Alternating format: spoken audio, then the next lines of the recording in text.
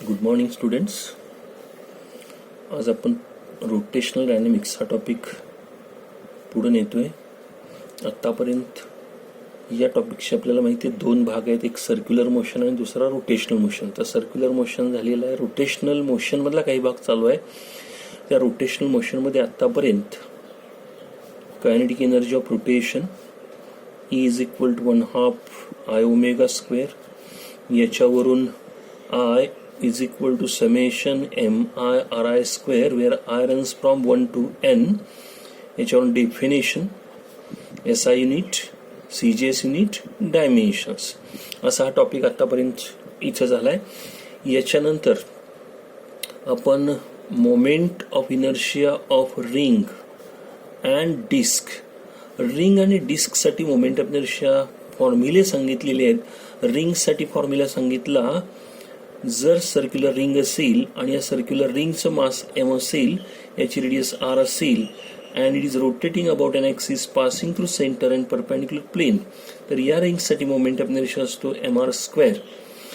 आणि याच्या ऐवजी जर सर्क्युलर डिस्क घेतली आपण, की ज्या सर्क्युलर डिस्कची थिकनेस निग्लिजिबल आहे, ही त्याची फ्रंट साइड दाखवतोय. So we have to consider thin circular disk, thin uniform circular disk of mass m, radius r, and it is also rotating about an axis passing through center perpendicular plane. Then its moment of inertia is derived as mr square by 2. आपण याचा formula state केला, याचा formula derive केला. आणि मग याच्यानंतर principle of parallel axis, principle of parallel axis, principle of perpendicular axis, अशी दोन प्रिन्सिपल्स आपण स्टेट केलेली आहेत आणि त्याबरोबर प्रूव्ह देखील केलेली आहेत. या दोघांची स्टेटमेंट्स, पहिल्याचं statement mathematically IO is equal to IC plus MH square असं आहे. याच्यावर आपण ते स्टेटमेंट स्टेट करू शकता. Moment of inertia of any object about any axis is equal to sum of its moment of inertia about an axis parallel to given axis and passing through center, and product of mass of body and square of perpendicular distance between two parallel axes. त्याच पद्धतीने principle of perpendicular axis असेल IZ equal to IX plus IY, हे त्याचं equation. याचं statement equation आपण सांगतो moment, आणि आपल्याला माहिती आहे हे प्रिन्सिपल एनी ऑब्जेक्टसाठी आहे. एनीचा अर्थ 1 डायमेन्शनल, 2 डायमेन्शनल, 3 डायमेन्शनल. मात्र इथं हे प्रिन्सिप फक्त आणि फक्त 2 डायमेन्शनल ऑब्जेक्टसाठी ॲप्लिकेबल आहे. प्लेन सरफेससाठी आहे, प्लेन लॅमिनार ऑब्जेक्टसाठी आहे, प्लेन लॅमिनासाठी आहे. आणि मग ह्या दोघांची स्टेटमेंट, दोघांची प्रूफ सांगितलेली आहे. त्यातलं ह्याचं स्टेटमेंट जे आहे ते असं असेल, moment of inertia of plane laminar object is equal to sum of its moments of inertia about 2 mutually perpendicular axis in the plane of lamina and all the 3 axis are concurrent. या पद्धतीने आपण त्याचं statement सांगितलेलं आहे. State आणि prove ही दोन्ही statement झालेली आहेत. आणि त्याच्यानंतर मग angular momentum of rigid body, ज्या पद्धतीने लिनियर मोमेंटम असेल P बरोबर mv, तसा L बरोबर I ओमेगा, ही एक डेफिनेशन आहे. आणि L बरोबर याचा दुसरा फॉर्म्युला आहे P इंटू आर, जसा F is equal to tau is equal to F into R असतो. याला मोमेंट ऑफ फोर्स म्हणतात, तसं याला मोमेंट ऑफ लिनियर मोमेंटम म्हणतात. कारण हा मोमेंट ऑफ फोर्स म्हणजे फोर्स आणि मोमेंटमचा गुणाकार, तसा हा मोमेंट ऑफ लिनियर मोमेंटम हा लिनियर मोमेंटम आणि मोमेंट आर्म याचा गुणाकार असेल. याच पद्धतीने इकडं P बरोबर mv लिहितात ट्रान्सलेशनल मोशनमध्ये, तसं इकडं लिनियर मोमेंटमच्या ऐवजी अँग्युलर मोमेंटम, मासच्या ऐवजी मोमेंट ऑफ इनर्शिया, लिनियर व्हेलॉसिटीच्या ऐवजी अँग्युलर. ह्या दोघांच्या डेफिनेशन सांगितलं. याचा SI युनिट सांगितलं किलोग्रॅम मीटर स्क्वेअर पर सेकंड. CGS युनिट लिहायचं असेल तर ग्रॅम सेंटीमीटर स्क्वेअर पर सेकंड. याचा आणखी एक आपण युनिट सांगितलं जूल सेकंड आणि अर्ग सेकंड. डायमेन्शन्स याची असणार आहेत 2 in length, 1 in mass, -1 in time.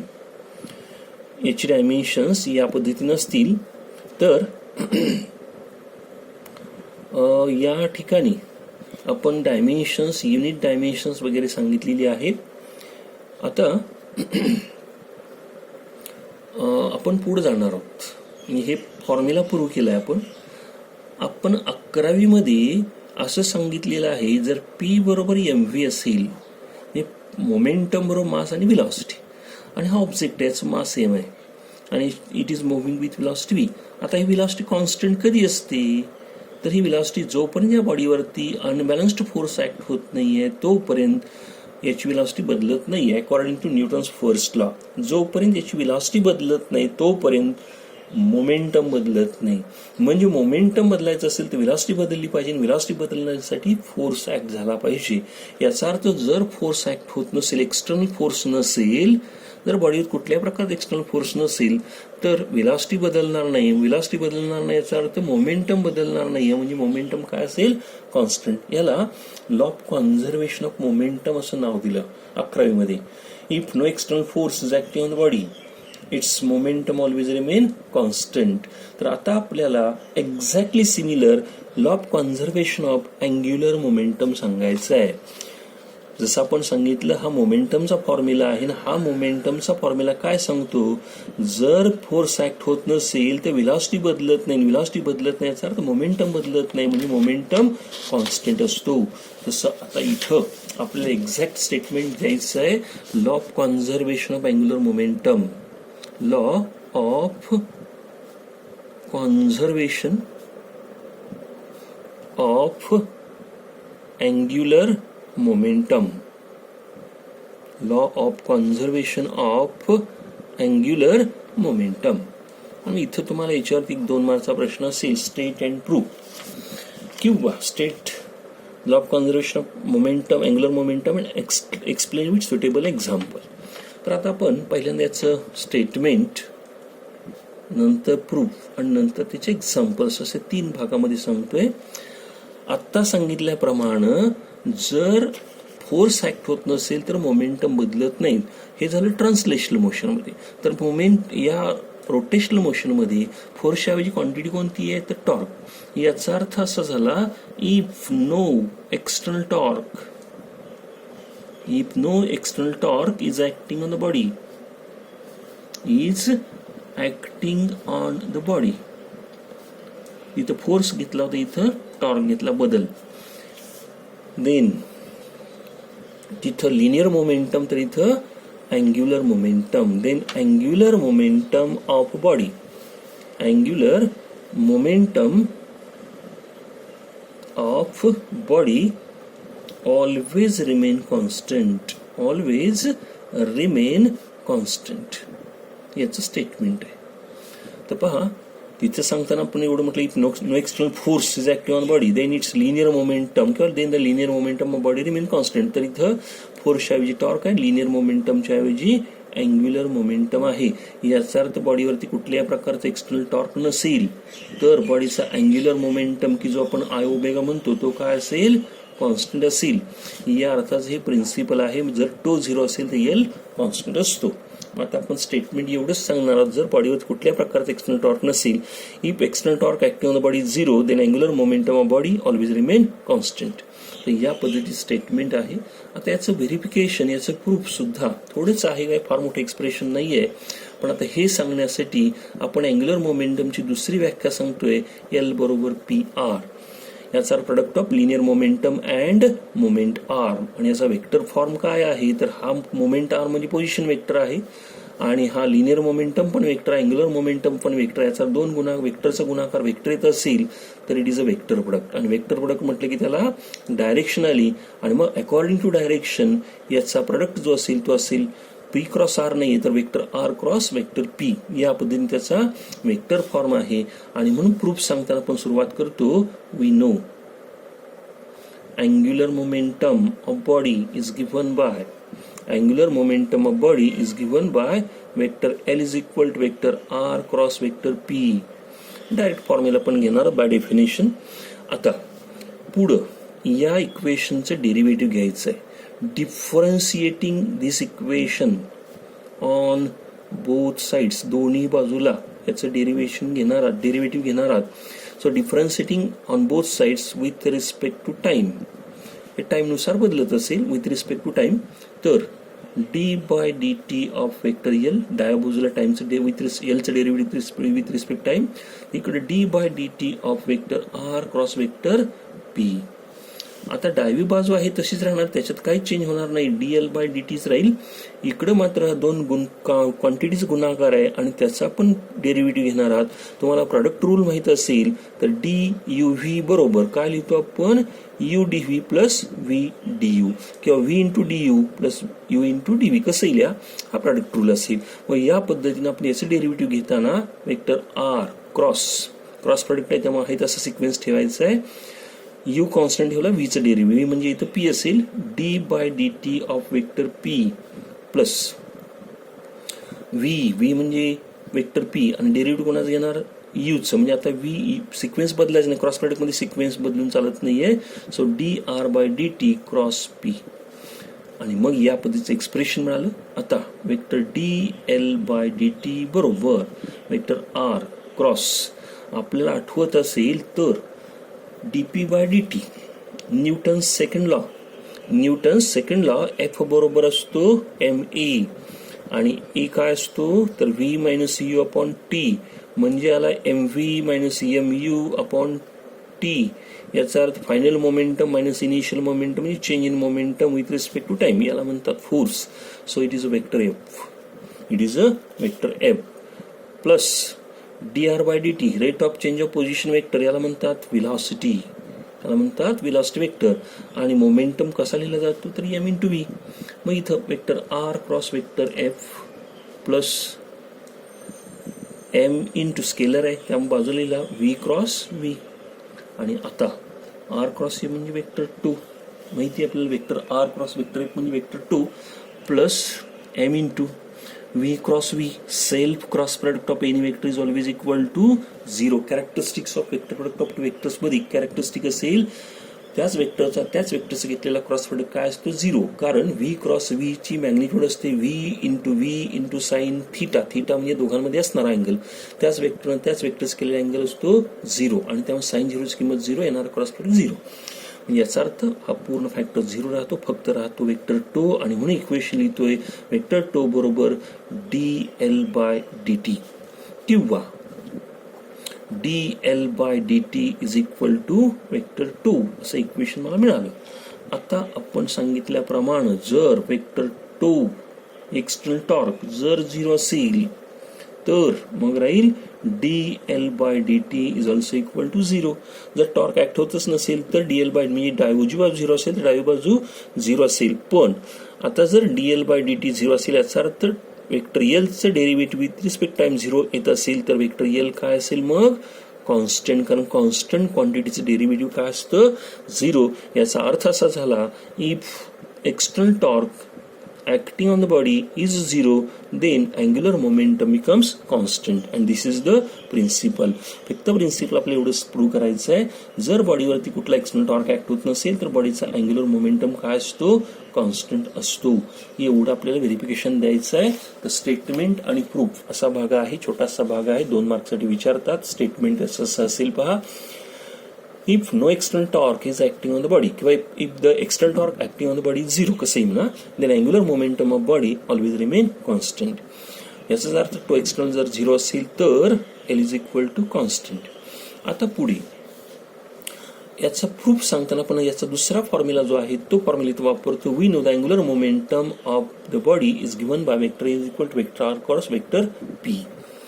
आणि म्हणून differentiating this equation both sides, दोन्ही बाजूला डिफरंट डेरिव्हेटिव्ह घेतो with respect to time. So D by D T of vector L plus is equal to उजव्या बाजूला D by D T of vector R cross vector P. मग डावी बाजू आहे D L by D T तशीच. आता इथं आपण 2 वेक्टरचा गुणाकार आहे त्याचं डेरिव्हेटिव्ह घेणार, याचा प्रॉडक्ट रूल वापरायचा आहे. प्रॉडक्ट रूल माहिती आहे, डेरिव्हेटिव्ह ऑफ यू व्ही बरोबर U D V plus V D you.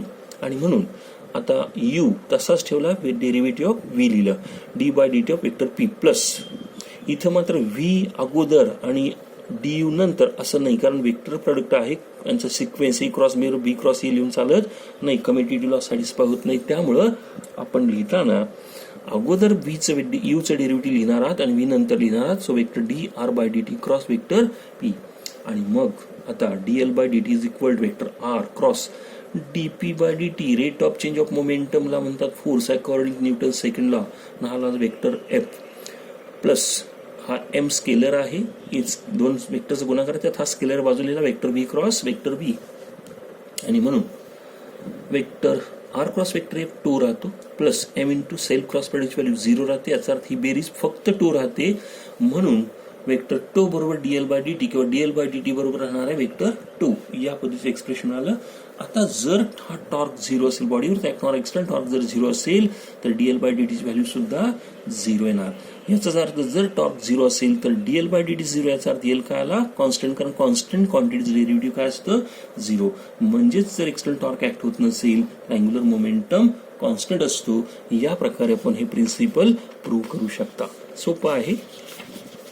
ठीक आहे, आता हे प्रिन्सिपल प्रूव्ह केलं आपण, स्टेट प्रूव्ह झालं. याची काय एक्झाम्पल सांगायची आहेत. आता एक्झाम्पल सांगत असताना जर टो 0 असेल तर एल कॉन्स्टंट, पण एल म्हणजेच काय?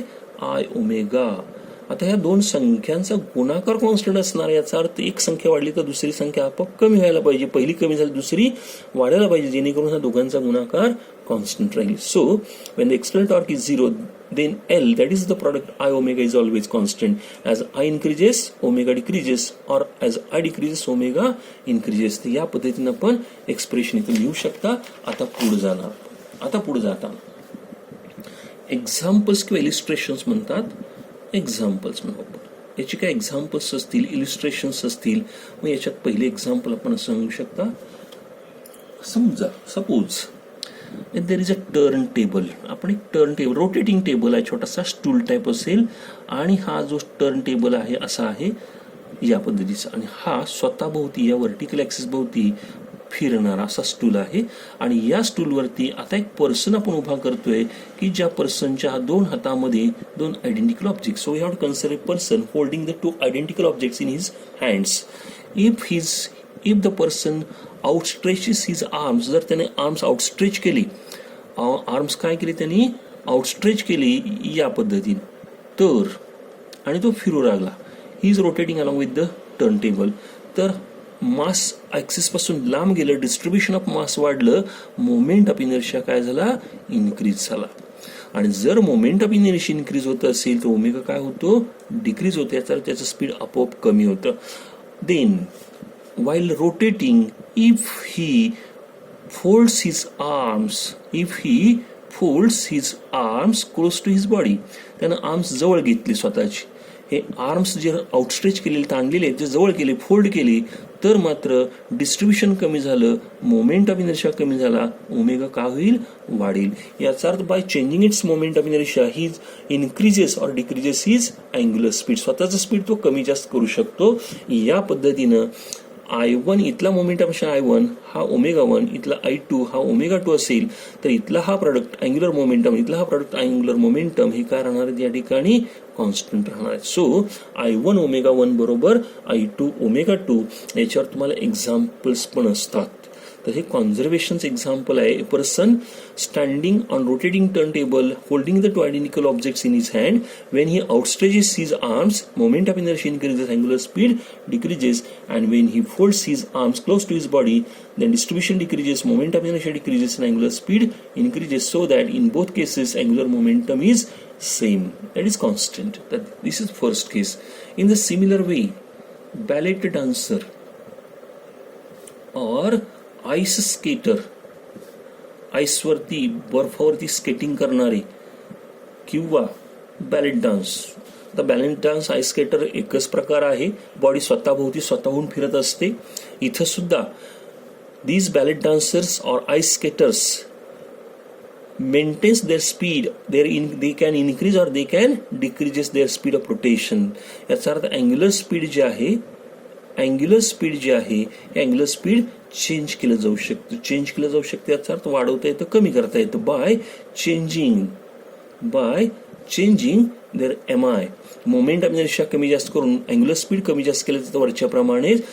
Bye outstretching or folding their legs and arms. पाय आणि हात बाहेरच्या बाजूला स्ट्रेच करा किंवा बॉडीकडे क्लोज करा. या पद्धतीने outstretching or folding their arms and legs, they can change the moment of inertia and they can change the angular speed. ते स्वतःच अँग्युलर स्पीड कमी जास्त करू शकता, वाढवू शकता. जर आर्म्स फोल्ड केली बॉडीच्या जवळ आणले, आर्म्स आणि लेग्स बॉडीच्या जवळ आणले तर मोमेंट ऑफ इनर्शिया कमी होणार आहे, अँग्युलर स्पीड वाढणार आहे. आणि जर आर्म्स आणि लेग्स आउटस्ट्रेच केले तर मात्र अँग्युलर स्पीड काय होणार आहे, आर्म्स म्हणजे मोमेंट ऑफ इनर्शिया वाढेल, अँग्युलर स्पीड कमी होणार आहे. याचा अर्थ इथे सुद्धा I1 ओमेगा 1 किंवा I ओमेगा हा प्रोडक्ट काय राहणार आहे, कॉन्स्टंट राहणार आहे. अशा पद्धतीचं उदाहरण तुम्हाला इथं देता येतं. त्याच्याही नंतर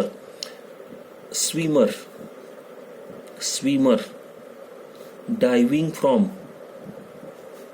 डायव्हिंग बोर्ड, स्विमिंग टँक असतात, त्या स्विमिंग टँकला वरती उंचावर जाऊन उडी मारायची सिस्टीम असेल, अरेंजमेंट असेल, तर ती वरची जिथून उडी मारली जाते त्याला डायव्हिंग बोर्ड म्हणतात. आणि जो पर्सन आहे उडी मारतो त्याला डायव्हिंग म्हणतात. ड्रायव्हिंग म्हणत नाही, आपण डायव्हिंग म्हणतोय. आणि हा स्विमर, तर when the swimmer dives from the diving board, आता तो उंचावर असेल, इथं असेल, आणि जेव्हा तू इथून उडी टाकेल या स्विमिंग टँकमध्ये त्यावेळेला when he dives from the diving board he perform somersault, हवेमध्ये असताना तो समरसॉल्ट परफॉर्म करतो. समरसॉल्टचा अर्थ काय, कोलांटी उडी म्हणतो आपण, हवेतल्या हवेत बॉडी स्वतःभोवती रोटेट होते. So while diving at the initial stage he stretches his body, तो बॉडी काय करतो, स्ट्रेच करतो, हात आणि पाय स्ट्रेच करून जातो, so that it's distribution increase, कारण ती बॉडी स्वतःभोवती फिरणार आहे. सेंटरपासून त्याचे मास हे हवे असेल, मोमेंट ऑफ इनर्शिया जास्त आणि अँग्युलर स्पीड कमी असेल. During the air he perform somersault, he body स्वतःला मोल्ड करते. याचा डिस्ट्रीब्युशन कमी होतं, मोमेंट ऑफ इनर्शिया कमी होतो, डिक्रीज होतो आणि अँग्युलर स्पीड वाढतं. मात्र when he reaches the water he again stretches his body, परत तो बॉडी स्वतःला स्ट्रेच करतो, एमआय इन्क्रीज करतो आणि अँग्युलर स्पीड डिक्रीज करतो. So while entering the water he decreases his speed. So he can control his speed of rotation by outstretching or molding his body. Stretching his body or molding his body, he can control his speed. In this way, I and omega will be kept constant because no external torque, in each case no external torque is acting on the body. त्यामुळे त्या बॉडीवरती torque नसेल तर त्याचा angular momentum हा constant राहणार आहे. Angular momentum constant राहतो, हा प्रोडक्ट कॉन्स्टंट राहतो. एक फॅक्टर वाढला तर दुसरा फॅक्टर कमी केला जाऊ शकतो. तर या पद्धतीनं हा तिसरा पण याचं उदाहरण देऊ शकता. अजून जर उदाहरण द्यायचं असेल तर आपल्याला असंही देता येतं, पुस्तकामध्ये आपल्याला एवढी 2 दिलेली आहेत, हे ॲडिशनल न्यूमरिकलसाठी म्हणून सांगतोय. अजून सांगितलं जातं, आपण कुठेतरी 11वी ग्रॅव्हिटेशनचा भाग शिकला, त्याचा सेकंड लॉ शिकला, लॉ ऑफ ऑर्बिट्स किंवा लॉ ऑफ एरियल व्हेलॉसिटी. याचा अर्थ areal velocity of the planet is constant. मग त्याच्यामध्ये असं सांगितलं जातं, एरियल व्हेलॉसिटी dA/dt ही जी एरियल व्हेलॉसिटी आहे is equal to mvr upon 2 is constant किंवा ट्वाइस m इज कॉन्स्टंट. याला म्हणतात अँग्युलर मोमेंटम. मग हा अँग्युलर मोमेंटम काय असतो, प्लॅनेटची जर एरियल व्हेलॉसिटी कॉन्स्टंट असेल तर अँग्युलर मोमेंटम सुद्धा कॉन्स्टंट असतो, असं तिथं सांगितलं जातं. आता आपण इथं सांगतोय, हा जर प्लॅनेट असेल आणि सन त्याच्याभोवती हा प्लॅनेट फिरत असतो, हा त्याचा पोझिशन वेक्टर. आणि मग हा प्लॅनेट फिरत असताना कशामुळे फिरत असतो, बिकॉज ऑफ द ग्रॅव्हिटेशन. याचा अर्थ त्याच्यावर ग्रॅव्हिटेशनल फोर्स असेल आणि हा ग्रॅव्हिटेशनल फोर्स काय म्हणून काम करणार आहे, सेंट्रिपिटल फोर्स. याचा 2 वेक्टर्स अपोजिट. मग टॉर्क कसा दिला जातो, तर टॉर्क दिला जातो vector R cross vector F. मग आता याची मॅग्निट्यूड काय लिहिणार, तर R F sine theta, where theta is the angle between R and F. R is away from centre and F is toward centre. याचा अर्थ अँगल येणार आहे 180 आणि साइन 180ची किंमत असते -f. याचा 2 इज इक्वल टू -rf. ही त्याची मॅग्निट्यूड आहे. पण मॅग्निट्यूड घ्यायची असेल तर मायनस साइन घेत नाहीये, म्हणजे याचा अर्थ हा झाला. पण सॉरी एक मिनिट, माझ्याकडून तुला साइन थिटा, याचा अर्थ आर आणि एफ याच्यामधला अँगल 180 आहे आणि साइन 180ची किंमत मात्र 0 असते. साइन 0 साइन 180 साइन 360, याचा साइन n पाय, साइन 0 पाय, 1 पाय, 2 पाय, 3 पाय, साइन n पायची किमती 0 असतात. याचा अर्थ हा जर 0 असेल तर टॉर्क काय झाला, 0 झाला. आणि टॉर्क जर 0 असेल तर त्याचा अँग्युलर मोमेंटम, की ज्याला आपण PR म्हणतो म्हणजेच MVR म्हणतो, हा काय राहतो या ठिकाणी कॉन्स्टंट राहतो. याचा कुठल्याही प्लॅनेटवरती टॉर्क ऍक्ट होत नाहीये, म्हणून प्रत्येक प्लॅनेटचा अँग्युलर मोमेंटम काय असतो, कॉन्स्टंट असतो. असंही आपण या ठिकाणी उदाहरण देऊ शकता. आणि अजून टोर्नॅडो म्हणजे चक्रीवादळ, जे आता सध्या बातम्यांमध्ये आपण ऐकत असाल. अम्फान नावाचं चक्रीवादळ आहे. हे चक्रीवादळ हवेमध्ये तयार होणार असतं आणि त्याचा साधारण शेप असा असतो, बॉटमकडे येईल त्याचा शेप कमी असेल, वरती जाईल तसं ते स्प्रेड होत जातं. मग हे सगळी सिस्टीम स्वतःभोवती फिरणारी असते. ही सगळी सिस्टीम स्वतःभोवती फिरत असते आणि स्वतःहून फिरत असते. याचा अर्थ कुठलाही टॉर्क त्याच्यामध्ये नसतो, एक्सटर्नल टॉर्क कुठलाही ऍक्ट होत नाही. ही बॉडी ऑटोमॅटिक स्वतःहून फिरत असते.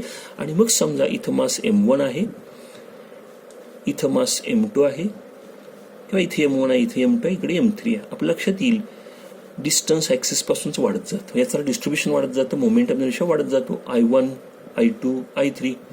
मग हा मोमेंट ऑफ इनर्शिया वाढत गेला, मग इथे अँग्युलर स्पीड काय होणार आहे, कमी होणार आहे. अँग्युलर स्पीड कमी होणार आहे. याचा जे ऑब्जेक्ट ऍक्सिसच्या जवळ आहेत ते फास्ट फिरत असतात आणि ऍक्सिस पासून जे लांब आहेत ते मात्र स्लो फिरत असतात, कारण या प्रत्येकाचा अँग्युलर मोमेंटम इथं काय असतो, कॉन्स्टंट असतो. तर in tornadoes the objects at the bottom of the tornado are moving with extremely high speed, कारण त्यांचं स्पीड एकदम जास्त असेल, एकदम स्पीड त्याचं जास्त असेल, कारण V बरोबर R ओमेगा. R इथंच कमी आहे पण हा सगळ्यात जास्त असेल तर स्पीड सुद्धा त्याचं काय असतं, जास्त असतं. असंही उदाहरण दिलं जातं, बिकॉज या ठिकाणी कुठल्याही प्रकारचा टॉर्क नसतो, बॉडी स्वतःहून फिरत असते आणि त्यामुळे त्याचा अँग्युलर मोमेंटम कॉन्स्टंट आहे. अँग्युलर मोमेंटम कॉन्स्टंट याचा अर्थ L बरोबर MVR, मास तर बदलत नाहीये, रेडियस पण त्याची कमी आहे. हा काय असतो या ठिकाणी, हा जास्त आहे, म्हणजे अँग्युलर मोमेंटम कॉन्स्टंट याचा अर्थ काय, जिथं रेडियस कमी तिथं वेलॉसिटी जास्त, जिथं रेडियस कमी तिथं वेलॉसिटी जास्त. जर रेडियस वाढायला लागली वेलॉसिटी कमी होणार. म्हणजे जे बॉटमकडचे आहेत ते जास्त स्पीडने फिरतात, टॉपचे आहेत ते कमी स्पीडने फिरतात ऑब्जेक्ट. या पद्धतीने आपण कॉन्झर्वेशन ऑफ अँग्युलर मोमेंटमची उदाहरणं या ठिकाणी सांगू शकतो. तर इथंपर्यंत आपण law of conservation of angular momentum, त्याचं स्टेटमेंट, प्रूफ आणि त्याचं असणारं एक्सप्लेनेशन विथ डिफरंट एक्झाम्पल्स, इथंपर्यंत आपण टॉपिक सांगितलेला आहे. आता याच्याही थोडंसं पुढं आपण जाऊया. याच्यात पुढचा जो भाग आहे तो असा असेल, टॉर्क. तर रोटेशनल मोशन आहे म्हणजे टॉर्क लागतोच, कारण ट्रान्सलेशनल मोशनसाठी जसा फोर्स लागतो तसा रोटेशनल मोशनसाठी टॉर्क लागतो. मग हा जो टॉर्क आहे, हा टॉर्क आपण कसा कॅल्क्युलेट करणार आहोत, तर इथं टॉर्कसाठी रिलेशन आपण सांगतो. जसं ट्रान्सलेशनल मोशनमध्ये फोर्स बरोबर मास इंटू एक्सेलरेशन आहे, तसं रोटेशनल मोशनमध्ये फोर्सच्या ऐवजी टॉर्क, मासच्या ऐवजी मोमेंट ऑफ इनर्शिया आणि लिनियर एक्सेलरेशनच्या ऐवजी अँग्युलर एक्सेलरेशन. याचा टो बरोबर I अल्फा. तर हे रिलेशन आहे, relation between torque and angular acceleration. आपण रिलेशन कशाबद्दल सांगतोय, तर टॉर्क अँड अँग्युलर एक्सेलरेशन. आपल्याला रिलेशन प्रूव्ह करायचं, हा फॉर्म्युला प्रूव्ह करायचा आहे. आणि हे प्रूफ सुद्धा तुम्हाला विचारलं जातं, हा फॉर्म्युला सुद्धा आपल्याला माहित पाहिजे. हा टॉर्कचा एक फॉर्म्युला येणार आहे. आणि आता मागच्या प्रूफमध्ये आपण टो बरोबर dL/dt असा एक फॉर्म्युला सांगितला. Rate of change of angular momentum with respect time, याला सुद्धा टॉर्क म्हणणार आहे. आणि product of moment of inertia angular speed, यालाही आपण टॉर्क म्हणणार आहोत. आता हे एक्सप्रेशन मगाशी आपण सांगितलं, तर हे एक्सप्रेशन आता प्रूव्ह करतोय. तर आपल्याला टॉर्क आणि अँग्युलर एक्सेलरेशन असणारा फॉर्म्युला डिराईव्ह करायचा, आणि त्यासाठी आपण अँग्युलर मोमेंटमचा फॉर्म्युला प्रूव्ह केला, काइनेटिक एनर्जीचा फॉर्म्युला प्रूव्ह केला. इन द सिमिलर वे आपण इथे एक रिजिड बॉडी घेतोय, and this rigid body is rotating with about an axis passing through point O मधून पास होणारी जी ॲक्सिस असेल त्याच्याभोवती बॉडी फिरते. And this body is rotating with constant angular acceleration alpha.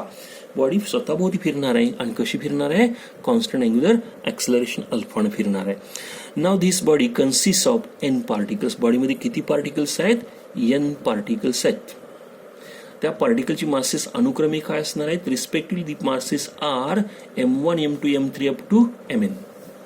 Particles बॉडीमध्ये N आहेत, त्या पार्टिकलचे masses respectively M1, M2, M3 up to Mn. And these particles are situated at distances R1, R2, R3 up to Rn respectively from the axis of rotation. म्हणजे याचा अर्थ पहिलं मास जर तुम्ही M1 घेतलं तर त्याचं डिस्टन्स असेल R1, दुसरं मास M2 घेतलं तर त्याचं डिस्टन्स असेल R2, तिसरं मास M3 घेतलं तर त्याचं डिस्टन्स असेल R3. या पद्धतीनं आपण वेगवेगळे मासेस वेगळ्या डिस्टन्सवरती घेऊ शकतो. आणि मग आता या ठिकाणी ही जर बॉडी फिरत असेल तर बॉडी रिजिड आहे, रिजिड बॉडीची पार्टिकल जागा सोडत नाही, याचा अर्थ बॉडी बरोबर फिरणार आहेत, ही पुढे मागे राहणार नाही आहेत. याचा अर्थ as the body is rotating with constant angular acceleration, each particle has the same angular acceleration. इथे m1, m2, m3, r1, r2, r तिथे अल्फा 1, अल्फा 2, अल्फा 3 नाही आहेत, तर प्रत्येकासाठी अँग्युलर स्पीड सेम असेल which is at that of the body. बॉडीचं जेवढं speed आहे तेवढ्या स्पीडने हे सगळे पार्टिकल फिरणार, बॉडीचं जेवढं ॲक्सलरेशन आहे तेवढ्याच ॲक्सलरेशन हे पार्टिकल फिरणार आहेत. या पद्धतीने आपण कन्सिडर करतोय. So you have to consider rigid body rotating with constant angular acceleration alpha about an axis passing through point O. It consists of n particles of masses say m1, m2, m3 up to mn, and these particles are situated at the distances say r1, r2, r3 up to rn respectively from the axis. Each particle has the same angular acceleration alpha as that of the body. प्रत्येक पार्टिकलचं acceleration बॉडीचे acceleration पुढे असेल. आता मग पहिला particle घेतला, पण आता पहिली सिस्टीम घेतोय.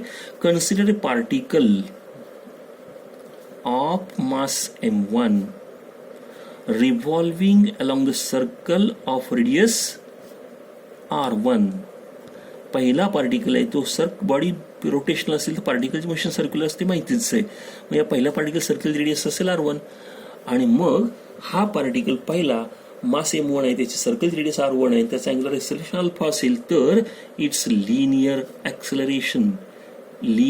ॲक्सेलरेशन ए बरोबर काय असेल, आर अल्फा. आपण सर्क्युलर मोशन मध्ये एक्सप्रेशन ऑलरेडी सांगितलेलं आहे.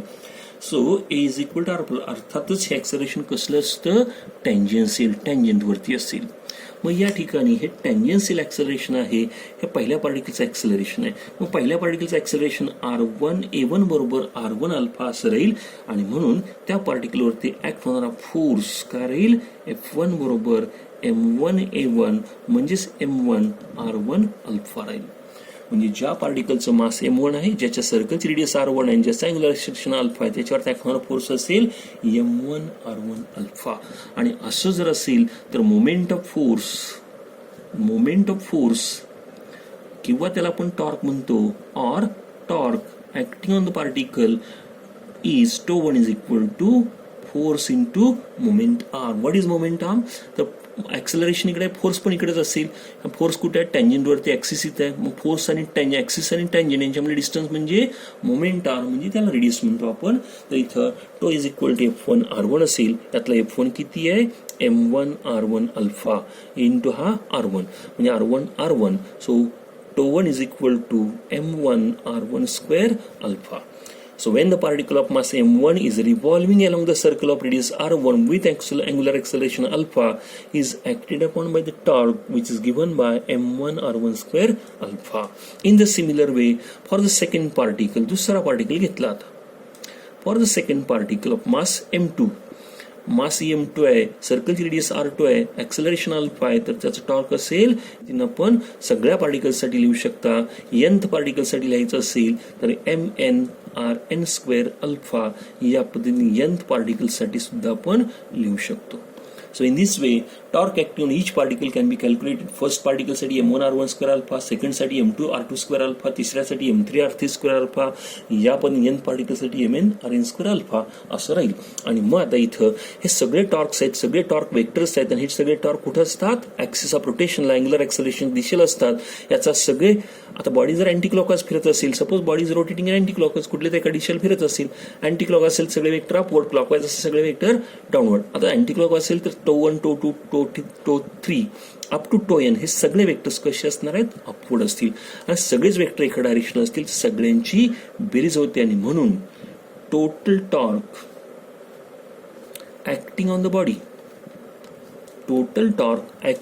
The body is equal to vector sum. सगळे टॉर्क्स वेक्टर आहेत, so vector sum of all the torques, vector sum of all the torques acting on all the particles, सगळ्या particle act होणारे जे torques आहेत त्या सगळ्या टॉर्कची बेरीज वेक्टर सम म्हणजे बॉडीवरती ऍक्ट होणारा टॉर्क असेल. So τ is equal to τ1 τ2 up to τn. In the similar way now τ1 ची value m1 r1 square alpha, τ2 ची व्हॅल्यू असेल m2 r2 स्क्वेअर अल्फा, आणि या पद्धतीने गेला तर लास्ट पार्टिकल nth पार्टिकलसाठी असेल mn rn स्क्वेअर अल्फा. आणि आता या पद्धतीने अजून पुढे गेला तर आता मात्र अल्फा प्रत्येक ठिकाणी कॉन्स्टंट सेम आहे, तो बाहेर निघेल. ब्रॅकेटमध्ये राहणारी टर्म असेल m1r1 square m2r2 square plus dash dash dash mn rn square आणि कॉमन निघेल अल्फा. आणि मग आपल्याला आठवत असेल तर ही जी बेरीज आहे ती आपण समेशन मध्ये लिहितो MIRI square by I integer. मग हा इंटीजर कुठून असेल 1 पासून n पर्यंत आणि इनटू अल्फा. आणि बाय डेफिनेशन याला आपण नाव देतो moment of inertia of rigid body about the given axis of rotation. So torque acting on the body is equal to product of moment of inertia and angular acceleration. या पद्धतीचं expression आपण या ठिकाणी prove करू शकतो. तर torque आणि angular acceleration मधलं डेरिव्हेशन जे आहे हे एक्सप्रेशन सुद्धा तुम्हाला व्हेरिफिकेशनला विचारलं जाईल. 2 किंवा 3 मार्क्सचे डेरिव्हेशन विचारलं जाईल. जेवढं सांगितलं आपण तेवढंच लिहिणार, याच्यापेक्षा जास्त लिहायची काही गरज पण नाहीये आणि कमी करता येत नाहीये. तर पहा आपण आता व्हेरिफिकेशन अजून एकदा फक्त सांगतोय. Consider a rigid body rotating with constant angular acceleration alpha about an axis passing through point O. This body consists of n particles of masses say m1, m2, m3 up to mn. These particles are situated at the distances r1, r2, r3 up to rn respectively from the axis of rotation. As the body rotates with angular acceleration alpha, each particle has the same angular acceleration alpha. प्रत्येक पार्टिकलचा अँग्युलरेशन alpha असेल. आता पहिला particle, consider the particle of mass m1 revolving along the circle of radius r1 with acceleration alpha. पहिला particle घेतला, त्याचा मास m1 आहे, circle radius r1 असेल, त्याचा अँग्युलर ऍक्सलरेशन अल्फा असेल. तर मग लिनियर ऍक्सलरेशन किंवा त्याला टँजेन्शियल ऍक्सलरेशन म्हटलं जाईल a1 बरोबर r1 अल्फा. आपल्याला माहिती आहे a बरोबर r अल्फा आपण एक्सप्रेशन सर्क्युलर मोशनमध्ये सांगितलेलं आहे. मग हे जर त्याचं लिनियर किंवा टँजेन्शियल ऍक्सलरेशन असेल तर मग हा टँजेन्शियल फोर्स किंवा फोर्स F1 बरोबर m1 into a1 that is m1 into r1 alpha. म्हणजे ज्या पार्टिकलचं मास m1 आहे, ज्याच्या सर्कलची रेडियस r1 आहे, ज्याचा ऍक्सलरेशन अल्फा आहे, त्याच्यावर ऍक्ट होणारा फोर्स m1 r1 अल्फा असा असेल. हा फोर्स असतो टँजंट वरती. मग टँजंट आणि ऍक्सिस यांच्यामधलं परपेंडिक्युलर डिस्टन्स म्हणजे असेल रेडियस किंवा त्याला मोमेंट आर म्हटलं जातं. आणि मग मोमेंट ऑफ फोर्स म्हणजे टॉर्क बरोबर फोर्स आणि मोमेंट आर यांचा गुणाकार. सो टो1 is equal to F1 R1 that is m1 R1 alpha into R1. म्हणून torque acting on the first particle राहील m1 R1 square alpha. In the similar way, for the second particle of mass m2 revolving along the circle of radius r2 with acceleration alpha, torque is m2 r2 square alpha and so on. In the similar way, or at last nth particle साठी आपण लिहू शकता टो n बरोबर mn rn square alpha. या पद्धतीने प्रत्येक particle वरती act होणारा टॉर्क आपण कॅल्क्युलेट करू शकतो. आणि असं जर प्रत्येक पार्टिकलचा टॉर्क आपण कॅल्क्युलेट केला तर मग सगळ्या टॉर्क्सची बेरीज, कारण हे सगळे टॉर्क वेक्टर्स आहेत.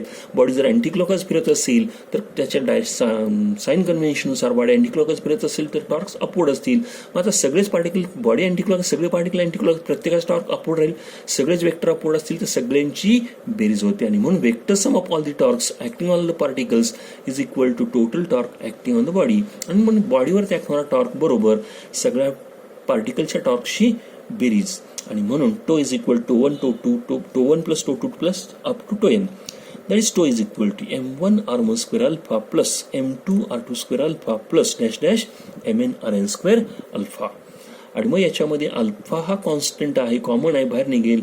टो इज इक्वल ब्रॅकेटमध्ये m1 r1 square plus m2 r2 square dash dash dash mn rn square into constant alpha. ही जी बेरीज आहे ती आपण समेशन मध्ये लिहितो. Tau is equal to summation MIRI square where I runs from 1 to n, कारण याच्यात 1 2 3 इंटीजर्स आहेत, कुठून 1 पासून n पर्यंत, इंटू अल्फा. आणि बाय डेफिनेशनला नाव देतो आपण capital I. So tau is equal to I alpha म्हणजेच टॉर्क बरोबर moment of inertia into angular acceleration. या पद्धतीने टॉर्कचे फॉर्म्युला आपल्याला मिळाला. टो बरोबर आय अल्फा आणि मगाच्या डेरिव्हेशन मध्ये टो बरोबर dl बाय dt. हे टॉर्कसाठीचे 2 फॉर्म्युले आहेत, हे लक्षात ठेवायचे आहेत. इथंपर्यंत आज आपण अँग्युलर मोमेंटम साठीचं कॉन्झर्वेशन ऑफ अँग्युलर मोमेंटम, त्याचं स्टेटमेंट, त्याचं प्रूफ, त्याचे असणारे examples plus relation between torque and angular acceleration हा भाग पण सांगितलेला आहे. इथंपर्यंत आपण टॉपिक आणलेला आहे. आता याच्या पुढचा जो टॉपिक आहे याच्यामध्ये रोलिंग मोशन घ्यायची आहे आणि रोलिंग मोशनमध्ये काय प्रकार असेल, रोलिंग मोशन काय असेल आणि रोलिंग मोशनमध्ये कायनेटिक एनर्जी काय असेल, व्हेलॉसिटी काय असेल, ॲक्सेलरेशन काय असेल याचा आपण विचार करणार आहोत. तर ठीक आहे, आपण आता थांबतोय. प्रत्येक भाग जरा काळजीपूर्वक ऐका. पाठीमागच्या आठवड्यात दिलेले नोट्स लिहून काढले असतीलच असं गृहीत धरतोय. वारंवार जरा नोट्सचं वाचन करा. वाचन करताना अधूनमधून व्हिडिओ बघत चला. ज्या भाग वाचताय त्या भागचा व्हिडिओ बघितला तर तुमच्या बऱ्यापैकी लक्षात येऊन जाईल आणि मग लिहून काढायला जरा शिका. लिहून काढा, पाटी पेन्सिलचा वापर करून लिहून काढा. प्रत्येक डेरिव्हेशन बऱ्याच वेळा जे तुम्हाला बाकी काम नाही आहे, खरं तुम्ही घरी आहात तर अभ्यासावर वेळ द्या, अभ्यास भरपूर करा. प्रत्येक टॉपिक जसा होईल तसा तोंडपाठ करण्याचा प्रयत्न करा, म्हणजे पुढे अडचण येणार नाहीये. ठीक आहे, थांबतोय. धन्यवाद. थँक्यू.